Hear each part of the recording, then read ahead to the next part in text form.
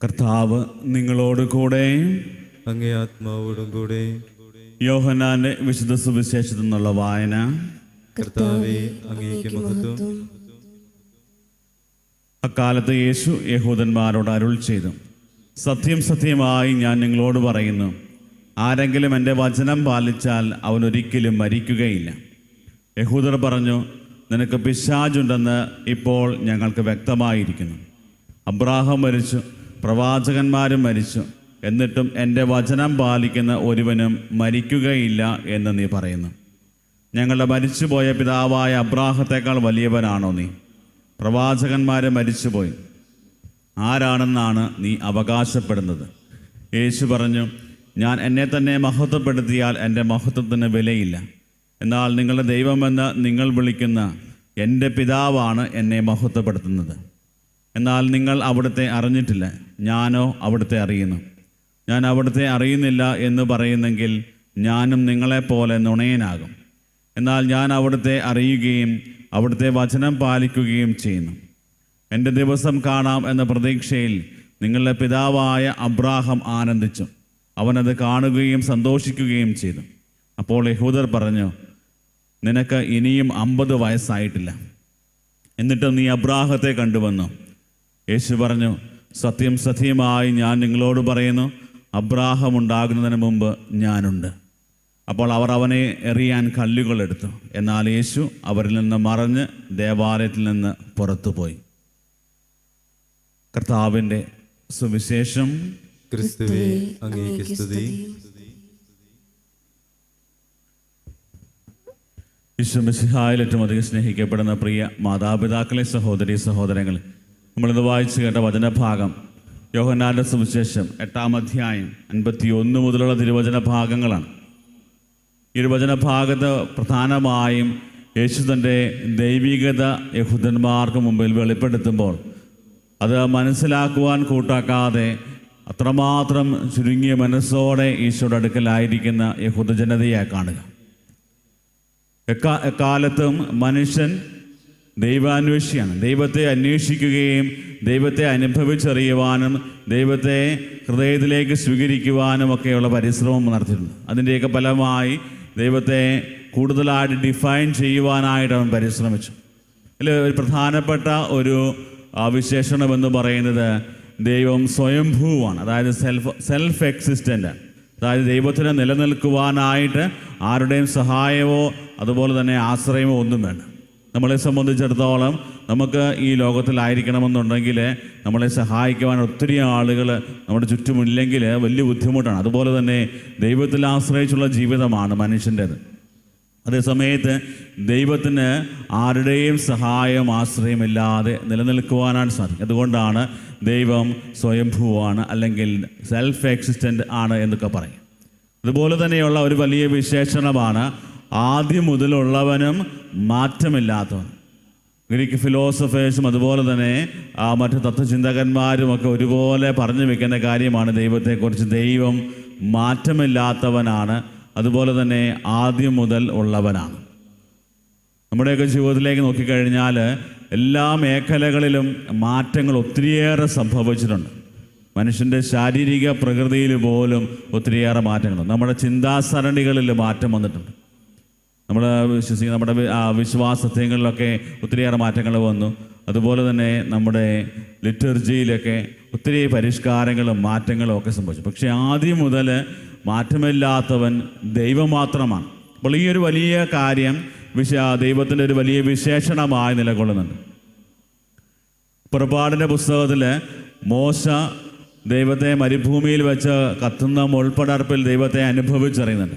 അവിടെ വെച്ച് മോശ ആ ദൈവത്തെ അറിയുകയും ദൈവത്തോട് ചോദിക്കുന്ന ചോദ്യം ഇതാണ്, ദൈവമേ നിൻ്റെ പേരെന്താണ്? ദൈവമേ നിൻ്റെ പേരെന്താണ്? എപ്രകാരമാണ് ഞാൻ നിന്നെക്കുറിച്ച് ഈജിപ്തിലെ ഫറവോയുടെ അടുക്കൽ പോയി പറയുക? അപ്പോൾ അതിന് മറുപടിയായിട്ട് ദൈവം നൽകിയത്, ദൈവത്തിൻ്റെ പേര് വെളിപ്പെടുത്തിയത് ഞാൻ തന്നെ, I am who I am. ഈ ഒരു വലിയ പേര് ദൈവം വെളിപ്പെടുത്തുകയാണ്. അപ്പോൾ അങ്ങനെ ഇസ്രായേൽ ജനതയ്ക്ക് മുഴുവനും ദൈവം നൽകപ്പെട്ട ഒരു വലിയ യഹോവയുടെ പേരായിരുന്നത്. ആ ഒരു പേരിൽ അതുപോലെ തന്നെ ആ ഒരു ദൈവത്തിലുള്ള ആഴമായ വിശ്വാസത്തിലായിരുന്നു ഇസ്രായേൽ ജനതയുടെ ജീവിതം മുഴുവൻ. അവർക്ക് ആ ദൈവത്തെ അല്ലാതെ മറ്റൊരു ദൈവത്തെ അംഗീകരിക്കുവാനോ മറ്റൊരു ദൈവമുണ്ടെന്ന് ചിന്തിക്കാൻ പോലും പറ്റത്തില്ല. അപ്രകാരമുള്ള ഒരു ആത്മീയതയിലായിരുന്നു യഹൂദജനം മുഴുവൻ. ഈശോയുടെ പരസ്യ ജീവിതകാലത്ത് ഈശോ സ്വയം വെളിപ്പെടുത്തുക, തൻ്റെ ദൈവികതയും തൻ്റെ ദൈവത്വവുമൊക്കെ തൻ്റെ പ്രിയപ്പെട്ടവരുടെ മുമ്പിൽ ദൈവം പറയുമ്പോൾ അതിനെ ഉൾക്കൊള്ളുവാനായിട്ട് മനസ്സ് മടിക്കുന്ന യഹൂദരെ കാണുവാനായിട്ട് സാധിക്കും. കാരണം അവരുടെ ചിന്തയിൽ മുഴുവനും യഹോവയായ ദൈവം മാത്രമാണ് അവരുടെ ഉള്ളിൽ. ഈശോയെ ദൈവമായിട്ട് കണക്കാക്കുവാനും ഈശോയുടെ ഉള്ളിലെ ദൈവത്വം തിരിച്ചറിയുവാനും മനസ്സിലാക്കുവാനും ഒന്നും അവർ അതിനുവേണ്ടി മെനക്കെട്ടില്ല. അവരെ സംബന്ധിച്ചിടത്തോളം അതൊരു ദൈവദൂഷണമാണ്. ഈശോയുടെ പരസ്യ ജീവിതകാലത്ത് ഈശോയ്ക്കെതിരെയുള്ള ഏറ്റവും വലിയൊരു ആരോപണം എന്ന് പറയുന്നത്, ഈശോയെ കുരിശിലേറ്റുവാനായിട്ടുള്ള ഈശോയ്ക്കെതിരെയുള്ള ഏറ്റവും വലിയ ഒരു ആരോപണം എന്ന് പറയുന്നത് ദൈവദൂഷണം പറഞ്ഞു എന്നാണ്. ബാക്കി ഒരു കാര്യത്തിലും ഈശോയെ പിടിക്കുവാനായിട്ട് അല്ലെങ്കിൽ ഈശോയെ തളയ്ക്കുവാനായിട്ട് അവർ സാധിച്ചില്ല. അവർക്ക് ആകെപ്പാടെ പറ്റിയ കാര്യം ഇവൻ ദൈവദൂഷണം പറയുന്നത്. എന്താണ് ദൈവദൂഷണം പറഞ്ഞത്? അതായത് ഇവൻ സ്വയം ദൈവമാണെന്ന് അവകാശപ്പെട്ടു. കാരണം വായിച്ചു കേട്ട സുവിശേഷ ഭാഗത്തും പറയുന്ന അബ്രാഹത്തിന് മുമ്പ്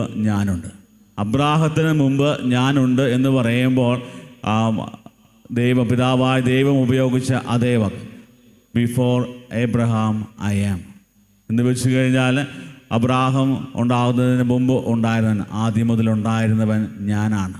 ആ ഒരു വലിയ ദൈവത്വം വെളിപ്പെടുത്തുകയാണ്. അതുകൊണ്ട് പക്ഷേ ഈ ഒരു വലിയ സത്യം തിരിച്ചറിയുവാനായിട്ട് യഹൂദർക്ക് സാധിക്കാതെ പോവുകയാണ്. അവർ പറയുന്നത് ഇവന് 50 വയസ്സ് പോലും ആയിട്ടില്ല, എന്നിട്ടാണ് വർഷങ്ങൾക്ക് മുമ്പ് ജീവിച്ചിരുന്ന അബ്രാഹത്തെ കാണാം. മാനുഷികമായ ദൈവത്വത്തെ തിരിച്ചറിയാൻ സാധിക്കാതെ പോകുന്ന ഒരു കൂട്ടം ജനത.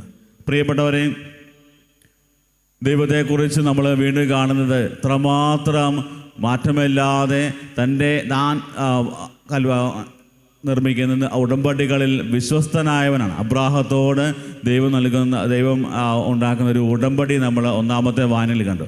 ഞാൻ നിങ്ങളുടെ ദൈവവും നിങ്ങളെൻ്റെ ജനവുമായിരിക്കും, തലമുറകളോളം നിങ്ങൾ ഈ ഉടമ്പടി പാലിക്കുക.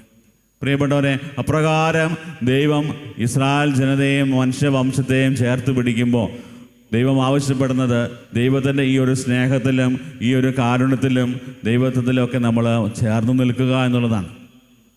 ക്രിസ്തുവിൻ്റെ ദൈവത്വം ഇത്രമാത്രം ശക്തമായി സ്പഷ്ടമായി വെളിപ്പെടുത്തുമ്പോൾ അത് മനസ്സിലാക്കാതെ അതിൻ്റെ വിപരീതമായി പെരുമാറുന്നവരായിരിക്കാൻ പാടില്ല. മറിച്ച് ദൈവത്തിൻ്റെ ആ ഒരു ദൈവികതയോട് ചേർന്ന് മനസ്സിലാക്കി ആ ദൈവികതയെ നമ്മുടെ ജീവിതത്തിൻ്റെ ഭാഗമാക്കി മാറ്റുവാനായിട്ടുള്ള പരിശ്രമമാണ് നമ്മുടെ ആത്മീയ ജീവിതം. പ്രിയപ്പെട്ട, നമ്മുടെയൊക്കെ ജീവിതത്തെ പരിശോധിക്കുകയാണ്. എന്തുമാത്രം ആഴമായ വിശ്വാസത്തോടെ, എന്തുമാത്രം ആഴമായ സ്നേഹത്തോടെയാണ് നമ്മൾ ക്രിസ്തുവിനെ സമീപിക്കുക. ക്രിസ്തുവിൻ്റെ ആ ഒരു ദൈവികത തിരിച്ചറിയുന്നവരായി നമ്മൾ മാറുന്നുണ്ട്. ഓരോ വിശുദ്ധ കുർബാനയിലും നമ്മൾ അനുസ്മരിക്കുന്നതും നമ്മൾ അനുഭവിക്കുന്നതും ദൈവത്തിൻ്റെ ഈ ഒരു വലിയ സ്നേഹതീഷ്ണതയാണ്. സിറോ മലബാർ കുർബാനയിൽ നമ്മൾ ഒരുപോലെ പാടി പ്രാർത്ഥിക്കുന്ന കാര്യമാണ്, സ്നേഹമോടെന്നെ കൈക്കൊള്ളുവോൻ എന്നിൽ നിത്യം ജീവിക്കും. സ്നേഹത്തോടെ ദൈവത്തെ സ്വീകരിക്കാൻ തുടങ്ങുമ്പോൾ, വിശ്വാസത്തോടെ ദൈവത്തെ സ്വീകരിക്കാൻ തുടങ്ങുമ്പോൾ നമ്മുടെ ജീവിതത്തിൽ നിത്യജീവൻ, ദൈവം നൽകുന്ന നിത്യജീവൻ നമ്മൾ അവകാശമാക്കും. നമ്മുടെ ആത്മീയതയിൽ ഒത്തിരിയേറെ മാറ്റങ്ങൾ, ദൈവത്തോട് ചേർന്നുള്ള ജീവിതമാണ് നമ്മുടെ ആത്മീയത എന്നുള്ള തിരിച്ചറിവിൽ നമുക്കായിരിക്കാം. നമ്മുടെ ജീവിതങ്ങളെ നവീകരിക്കുവാനും വിശുദ്ധ കുർബാനയിൽ ഇത്രമാത്രം നമ്മളെ സ്നേഹിക്കുകയും ദൈവം സ്വയം വെളിപ്പെടുത്തുകയും ഈശോയുടെ തിരുശരീരവും തിരുരക്തവും നമുക്ക് നൽകിക്കൊണ്ട് നമ്മളെ ദൈവികതയുടെ തലങ്ങളിലേക്ക് ഉയർത്തുവാനായിട്ട് ദൈവം വിശുദ്ധ കുർബാനയിൽ നമ്മുടെ കൂടെയായിരിക്കും. അപ്പോൾ ആ ദൈവത്തെ സ്വീകരിക്കാനും വിശ്വാസത്തോടെ ഈശോയെ സ്വീകരിക്കുവാനും സ്നേഹത്തോടെ ഈശോയെ സ്വീകരിക്കുവാനായുള്ള ഒരു പരിശ്രമം നമുക്ക് നടത്താം. നമ്മുടെ കുടുംബങ്ങളെയും നമ്മുടെ കുടുംബത്തിൻ്റെ ഓരോ ആവശ്യങ്ങളെയും ദൈവസന്നിധിയിൽ സമർപ്പിച്ച് ദൈവം തരുന്ന ആ വലിയ സ്നേഹവും കരുതലും കാരുണ്യവുമൊക്കെ അനുഭവിക്കുവാൻ കർത്താവേ ഞങ്ങളെ ഒരുക്കണമേ എന്നുള്ള പ്രാർത്ഥനയോടെ ഈ വിശുദ്ധ ബലിയിൽ ഭക്തിപൂർവ്വം നമുക്ക് പങ്കെടുക്കാം. ദൈവം നമ്മളെ ഓരോരുത്തരെയും സമർത്ഥമായി അനുഗ്രഹിക്കട്ടെ. ആമേൻ.